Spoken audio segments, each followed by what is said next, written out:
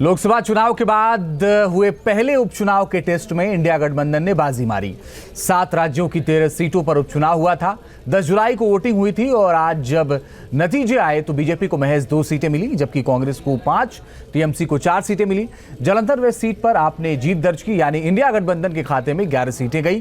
तो इस नतीजे से संदेश क्या क्या निकला है, इस रिपोर्ट में देखिए।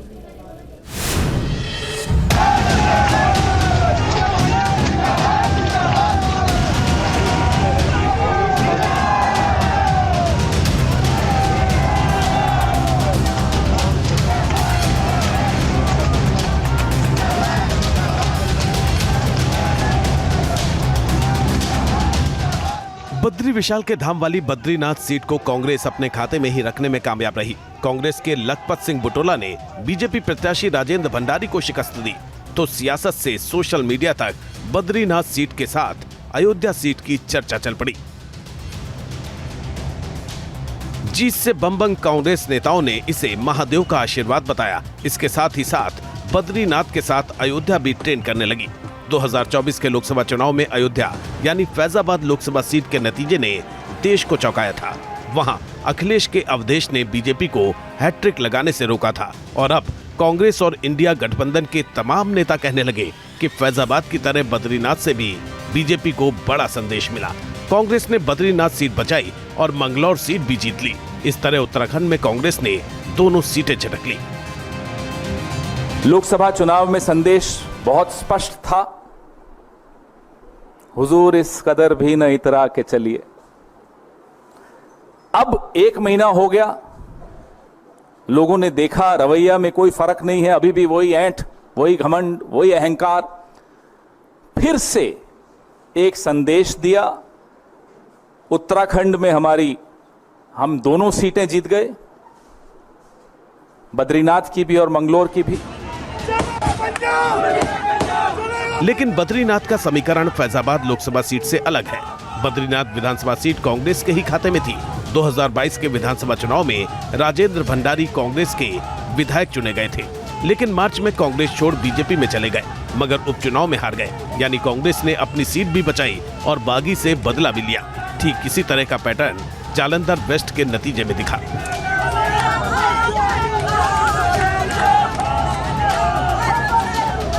हॉट सीट बनी जालंधर वेस्ट सीट पर आपने जबरदस्त जीत दर्ज की। यहां से आम आदमी पार्टी के मोहिंदर भगत ने बाजी मारी। उन्होंने आम आदमी पार्टी छोड़कर बीजेपी में गए शीतल अंगुराल को करीब 37,000 वोटों के मार्जिन से हरा दिया। जालंधर वेस्ट का किला फतेह करने के लिए सीएम भगवंत मान ने खूब मेहनत की थी। बीजेपी कांग्रेस के अलावा यहाँ 15 उम्मीदवार मैदान में थे, लेकिन मान की मेहनत और पार्टी की रणनीति पर जनता ने मोहर लगाई और सीट को बचाने में आम आदमी पार्टी कामयाब रही। पंजाब के मुख्यमंत्री ने पूरी मेहनत की, वहां रह के अपने मंत्रियों विधायकों के साथ एक एक कार्यकर्ता लगा, भगवंत मान जी लगे, तो सारे लोगों ने मेहनत करके वहां की सीट जिताई और ये बड़ी जीत है। 38,000 वोटों से जो जीत हुई है, ये कोई छोटी जीत नहीं है। इसलिए पंजाब के मुख्यमंत्री को, एक एक कार्यकर्ता को, आम आदमी पार्टी को मैं हृदय से इस बड़ी जीत के लिए बधाई देना चाहता हूं। पंजाब के ऊपर हिमाचल में लोकसभा चुनाव में मिली शिकस्त के बाद उपचुनाव में सीएम सुक्खू ने दम दिखाया। देहरा विधानसभा सीट से पहली बार उनकी पत्नी कमलेश ठाकुर विधायक बन गई। पहले ये सीट निर्दलीय विधायक के पास थी। इसी तरह कांग्रेस ने नालागढ़ सीट पर जीत का पंच लगाया। सीएम सुक्खू ही नहीं, कांग्रेस के लिए जीत का मैसेज खास है, क्योंकि लोकसभा चुनाव में कांग्रेस क्लोज फाइट में हार गई थी। देहरा उपचुनाव में मैंने अपनी सरकार की साख भी दांव पर लगाई थी और 25 साल से कांग्रेस पार्टी वहाँ चुनाव नहीं जीत पा रही थी। और जब कोई मुख्यमंत्री अपने परिवार के किसी सदस्य को चुनाव लड़ाता है तो उसकी साख पूरी दांव पर होती है। भारतीय जनता पार्टी ने पूरा जोर लगाया, पर मैं देहरा की जनता का भी धन्यवाद करना चाहता हूँ कि उन्होंने अपने विवेक का परिचय दिया और निश्चित तौर पर वहाँ एक अच्छी जीत कमलेश ठाकुर जी की हुई है। मैं उनको भी बहुत बहुत शुभकामनाएं देना चाहता हूँ। एक तरफ 3 में 2 सीटें जीतने की खुशी है, तो अपने ही गढ़ हमीरपुर में हार का गम भी होगा। हमीरपुर में बीजेपी के आशीष शर्मा जीत गए। जिन 13 सीटों पर उपचुनाव हुआ है उसमें बीजेपी ने 2 सीटें ही जीत पाई, जिसमें एक हिमाचल की हमीरपुर सीट है और दूसरी छिंदवाड़ा की अमरवाड़ा सीट, जहां गिनती के वक्त बीजेपी और कांग्रेस प्रत्याशी के बीच काफी कड़ा मुकाबला देखा गया। छिंदवाड़ा भी हम पिछली बार लोकसभा जीते थे और छिंदवाड़ा के अंदर अमरवाड़ा विधानसभा भी हम उपचुनाव में जीते हैं। ये विश्वास भाजपा का जनता के बीच का रिश्ता बताता है और खास करके जनता जो सरकार पे भरोसा कर रही है, संगठन के साथ भाजपा की आइडियोलॉजी पर भरोसा कर रही है, ये निश्चित रूप से हम यशस्वी प्रधानमंत्री के नेतृत्व में और मजबूत करने की दिशा में आगे बढ़ेंगे। प्रयास कार्यकर्ताओं ने और पूरी पार्टी ने बहुत एकजुटता से की। जो प्रशासन का दुरुपयोग होता है, जो बीजेपी ने एक चलन जैसा ला दिया है, वो नेचुरल है, स्वाभाविक है, वहाँ अद्भुत हुआ है।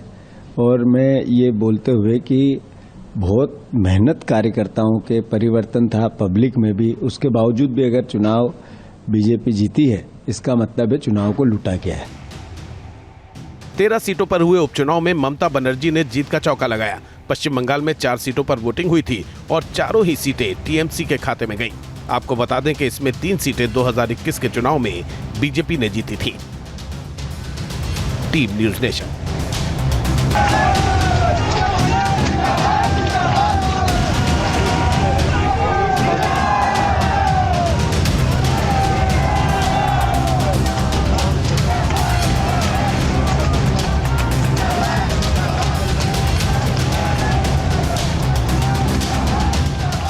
बद्री विशाल के धाम वाली बद्रीनाथ सीट को कांग्रेस अपने खाते में ही रखने में कामयाब रही। कांग्रेस के लखपत सिंह बुटोला ने बीजेपी प्रत्याशी राजेंद्र भंडारी को शिकस्त दी, तो सियासत से सोशल मीडिया तक बद्रीनाथ सीट के साथ अयोध्या सीट की चर्चा चल पड़ी। जीत से बंबंग कांग्रेस नेताओं ने इसे महादेव का आशीर्वाद बताया। इसके साथ ही साथ बद्रीनाथ के साथ अयोध्या भी ट्रेंड करने लगी। 2024 के लोकसभा चुनाव में अयोध्या यानी फैजाबाद लोकसभा सीट के नतीजे ने देश को चौंकाया था। वहां अखिलेश के अवधेश ने बीजेपी को हैट्रिक लगाने से रोका था और अब कांग्रेस और इंडिया गठबंधन के तमाम नेता कहने लगे कि फैजाबाद की तरह बद्रीनाथ से भी बीजेपी को बड़ा संदेश मिला। कांग्रेस ने बद्रीनाथ सीट बचाई और मंगलौर सीट भी जीत ली। इस तरह उत्तराखंड में कांग्रेस ने दोनों सीटें झटक ली। लोकसभा चुनाव में संदेश बहुत स्पष्ट था, हुजूर इस कदर भी न इतरा के चलिए। अब 1 महीना हो गया, लोगों ने देखा रवैया में कोई फर्क नहीं है, अभी भी वही ऐंठ, वही घमंड, वही अहंकार। फिर से एक संदेश दिया। उत्तराखंड में हम दोनों सीटें जीत गए, बद्रीनाथ की भी और मंगलौर की भी। लेकिन बद्रीनाथ का समीकरण फैजाबाद लोकसभा सीट से अलग है। बद्रीनाथ विधानसभा सीट कांग्रेस के ही खाते में थी। 2022 के विधानसभा चुनाव में राजेंद्र भंडारी कांग्रेस के विधायक चुने गए थे, लेकिन मार्च में कांग्रेस छोड़ बीजेपी में चले गए, मगर उपचुनाव में हार गए। यानी कांग्रेस ने अपनी सीट भी बचाई और बागी से बदला भी लिया। ठीक इसी तरह का पैटर्न जालंधर वेस्ट के नतीजे में दिखा।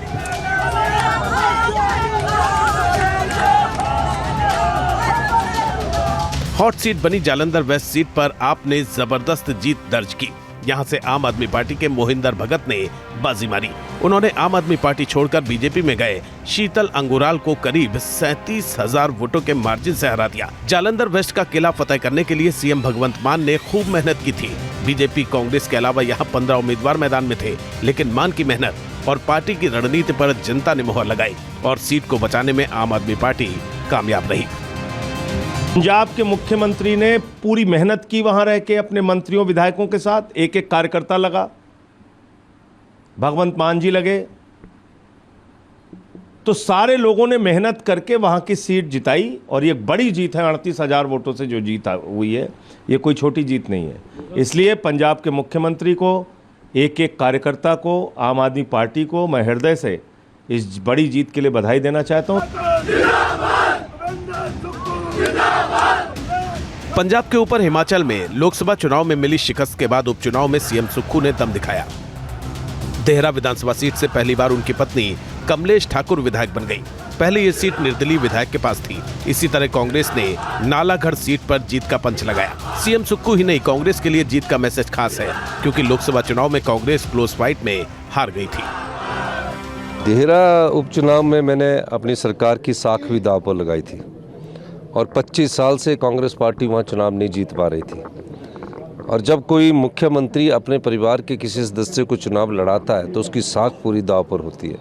भारतीय जनता पार्टी ने पूरा जोर लगाया, पर मैं देरा की जनता का भी धन्यवाद करना चाहता हूं कि उन्होंने अपने विवेक का परिचय दिया और निश्चित तौर पर वहां एक अच्छी जीत कमलेश ठाकुर जी की हुई है। मैं उनको भी बहुत बहुत शुभकामनाएं देना चाहता हूँ। एक तरफ 3 में 2 सीटें जीतने की खुशी है तो अपने ही गढ़ हमीरपुर में हार का गम भी होगा।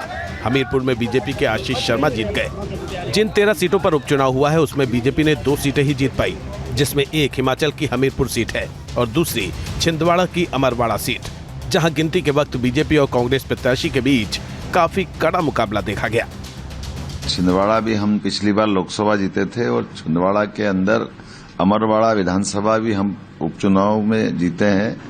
ये विश्वास भाजपा का जनता के बीच का रिश्ता बताता है और खास करके जनता जो सरकार पे भरोसा कर रही है, संगठन के साथ भाजपा की आइडियोलॉजी पर भरोसा कर रही है, ये निश्चित रूप से हम यशस्वी प्रधानमंत्री के नेतृत्व में और मजबूत करने की दिशा में आगे बढ़ेंगे। प्रयास कार्यकर्ताओं ने और पूरी पार्टी ने बहुत एकजुटता से की। जो प्रशासन का दुरुपयोग होता है, जो बीजेपी ने एक चलन जैसा ला दिया है, वो नेचुरल है, स्वाभाविक है, वह अद्भुत हुआ है। और मैं ये बोलते हुए कि बहुत मेहनत कार्यकर्ताओं के परिवर्तन था पब्लिक में भी, उसके बावजूद भी अगर चुनाव बीजेपी जीती है, इसका मतलब है चुनाव को लूटा गया है। 13 सीटों पर हुए उपचुनाव में ममता बनर्जी ने जीत का चौका लगाया। पश्चिम बंगाल में 4 सीटों पर वोटिंग हुई थी और चारों ही सीटें टीएमसी के खाते में गईं। आपको बता दें कि इसमें 3 सीटें 2021 के चुनाव में बीजेपी ने जीती थी। Team news nation.